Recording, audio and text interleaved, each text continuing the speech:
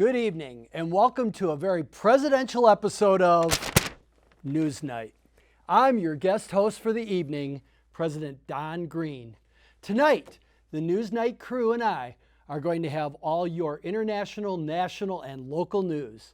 Find out more about what common material has made its way into our bloodstream. Also, we'll have details on a teacher strike in Minnesota, as well as your local Pittsburgh and Point Park news. All this and more coming up on NewsNight.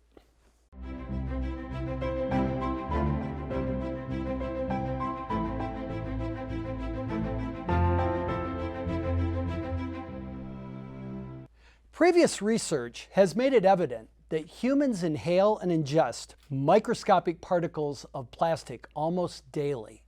But now, according to a recent study completed in the Netherlands, we know that it is also in our bloodstream. The study, which had 22 otherwise healthy participants, found that a shocking 17 had traces of several types of polymers. The most prominent, PET, a common plastic that is used to make food and beverage containers, certain fabrics, and even lip gloss. Though this discovery has opened scientific doors, the confirmation of its existence will only lead to more questions. Dick Vatak, one of the researchers involved in the study, stated, quote, "More detailed research is urgently needed. The problem is becoming more urgent every day," end quote. The overall concentration of plastic averaged to be roughly 1.6 micrograms or 1/1,000,000th of a gram. Though that number may not seem significant, researchers add that they only concentrated on a few types of plastic and that the true range might be even higher. According to the Pew Research Center, since large-scale production began in the 1950s, humans have accumulated over 18 trillion pounds of plastic. With nearly 80% of that plastic now in landfills, the issue of human ingestion of microplastics, which are a type of pollution, is not likely to end anytime soon. Only further studies will determine what effect the presence of plastic in human blood may have on our brains, our digestive systems, and the rest of our bodies. Look out, world. Elon Musk, Tesla Incorporated's chief executive officer, announced on Saturday, March 26th, that he is seriously considering creating a new social media platform after having issues with the application Twitter. Musk, a persistent member of the Twitter community, made a post on Friday, March 25th, stating, quote, "Given that Twitter serves as the de facto public town square, failing to adhere to free speech principles fundamentally undermines democracy," end quote. Later that day, he publicized a poll asking his followers whether they believe that Twitter adheres to the principles of free speech. According to Reuters, 70% of the poll's responses were the answer no. On Saturday, March 26th, Musk followed up by posting another tweet stating, quote, "Is a new platform needed?" Musk would not be the first billionaire businessman to dump an established social media network in order to create their own platform.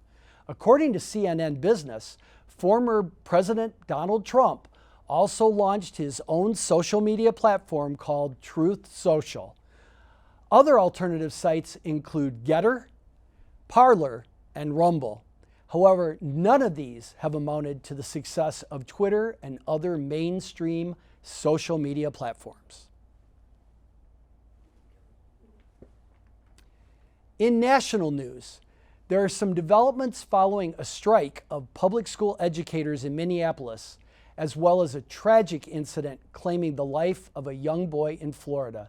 NewsNight reporter Aaron Ute has more details for these national stories. At 3:30 in the morning on Friday, March 25th, the Minneapolis Public Schools and its teacher union reached an agreement, thus ending the 14-day strike. The strike started on March 8th because educators pushed for higher wages and limits on class sizes among their other demands. This strike kept around 30,000 students from attending classes for 2 weeks.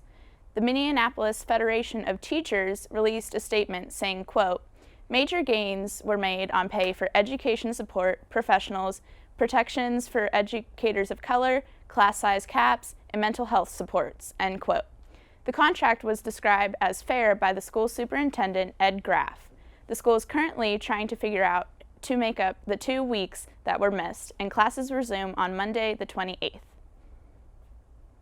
In other national news, on March 24, 2022, a 14-year-old boy fell off the free fall ride in Icon Park in Orlando, Florida. According to the Orange County Sheriff's Office, the boy died from injuries due to this incident. It occurred at 11 p.m. on the 24th, and the boy was taken to Arnold Palmer Hospital. The free fall ride is 430 feet tall and reaches about 75 miles per hour. An investigation has been launched into the accident by the Orange County Sheriff.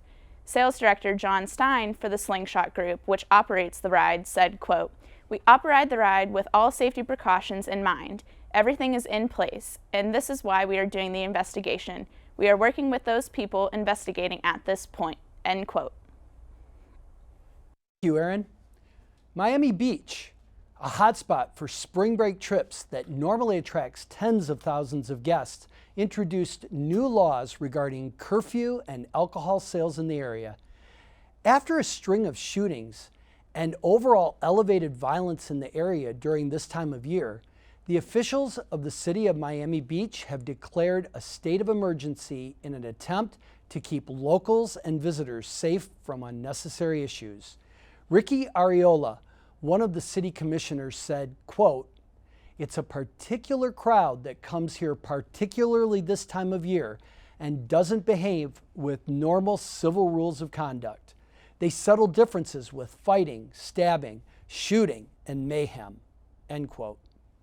The new curfew began on Thursday, May 24th, and continued until Monday the 28th, banning any person from entering the area between 23rd Street and Dade Boulevard between the hours of midnight and 6 a.m.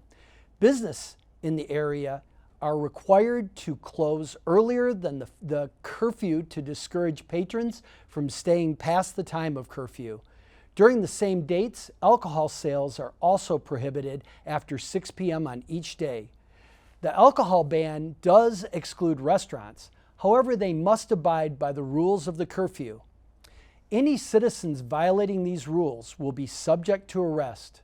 These new laws did stir anger with local businesses in the area, with at least 2 lawsuits filed against the city regarding the curfew. The city has not yet released how they will deal with the lawsuits, but the laws have remained. Coming up after the break, we'll have all your local Pittsburgh and Point Park University news. Hear more about the SGA elections from another special guest at NewsNight. Also, we'll have your weekly Pittsburgh weather forecast. Stay tuned.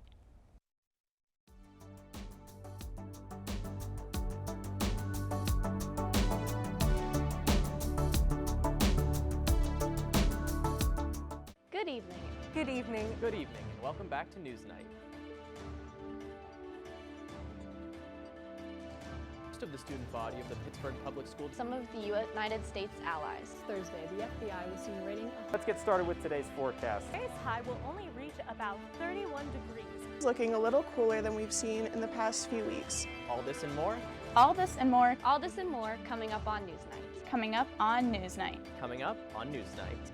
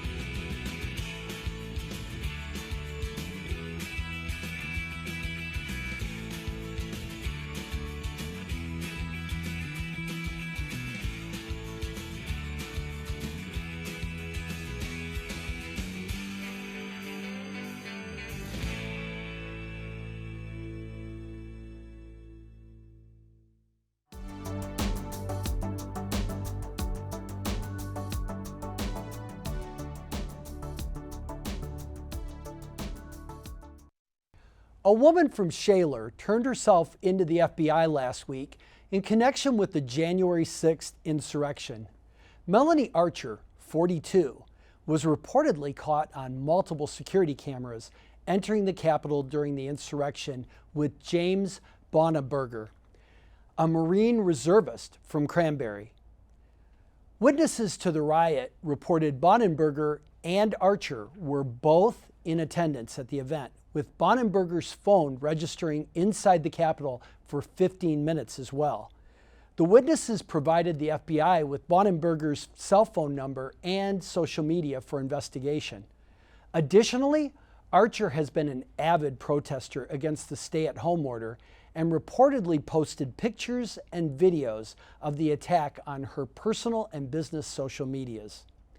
Officials were unable to identify the woman accompanying Bonneberger until anonymous online tips were sent to the FBI showing Bonneberger and Archer's respective social media posts, prompting FBI officials to take interest in the two. FBI attempted to interview both after the tips were received, but were denied by both multiple times. Archer is accused of entering a restricted building, disorderly conduct on restricted grounds, disorderly conduct in a Capitol building, and demonstrating in a Capitol building. Both Bonneberger and Archer are currently free on bond, waiting to appear in court on a to-be-determined date. On Friday, March 25th, 41 students from 6 different schools in the Pittsburgh area came to Point Park for High School Media Day. This event, organized by the Center for Media Innovation, was themed Journalism and Justice and focused on the influence journalism can have on social justice issues. Students were invited to tour WPPJ Studios, the Globe office, or the CMI studio. Students then heard from one of 3 guest speakers, Jared Wickerham, Francesca DeBecco, and Ronell Hunt. The event ended with keynote speakers One Hood Media. One thing I've learned about Point Park students since I've been here is that they always have lots of things going on. This week, the library had a huge book sale, and the Student Government Association had its elections for next year. Our special guest reporter has all the details on this Point Park news. Hey everyone, it's me, again. Starting on March 21st, the Point Park Library began a book sale in an event that's making people say, how on God's green earth did they get this stuff? Students could go to the University Center lobby and choose from a broad selection of old books, movies no one's ever heard of, and kindergarten penmanship books for whatever reason. The cost for one book was 25 cents, or you could fill up an entire grocery bag for $1. Hear that, Jack? $1 for a bag of books. Maybe inflation isn't so bad after all, eh? We're doing good, doing good. One of the books that was on sale was the Ninja Handbook by Douglas Serene and Kent Nichols. If that title didn't hook you, here's a small excerpt.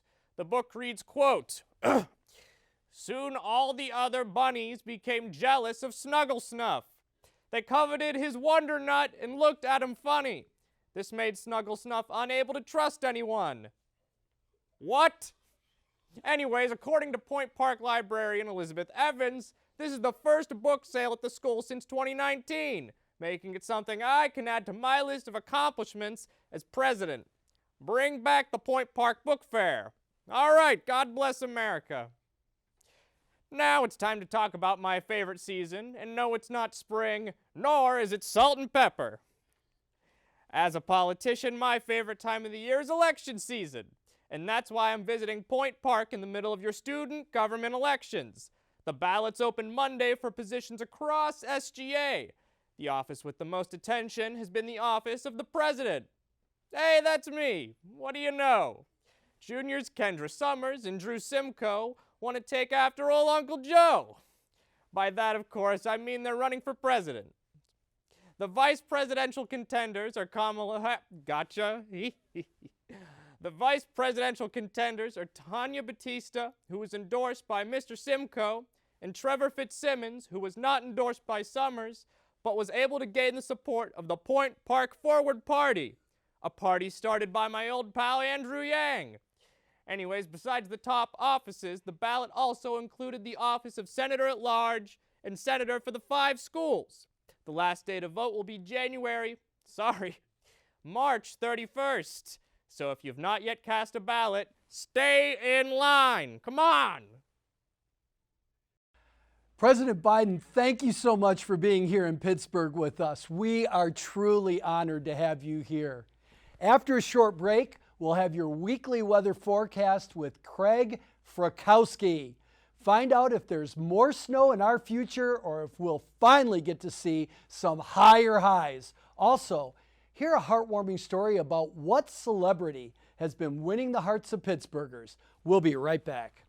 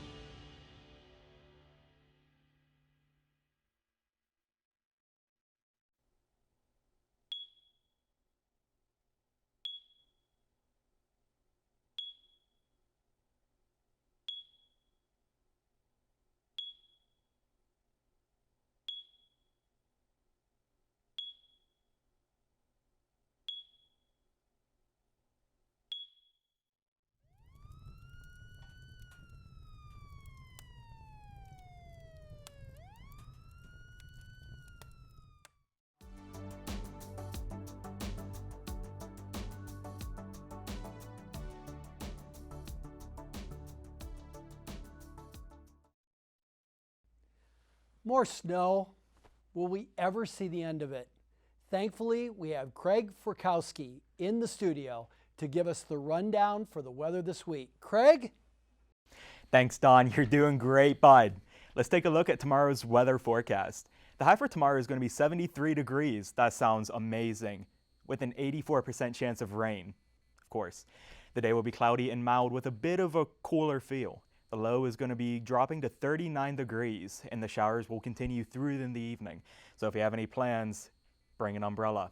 There's supposed to be an inch of rainfall overnight. Now an inch, that's a huge amount. An inch is a lot. Any more than an inch, that's just too much.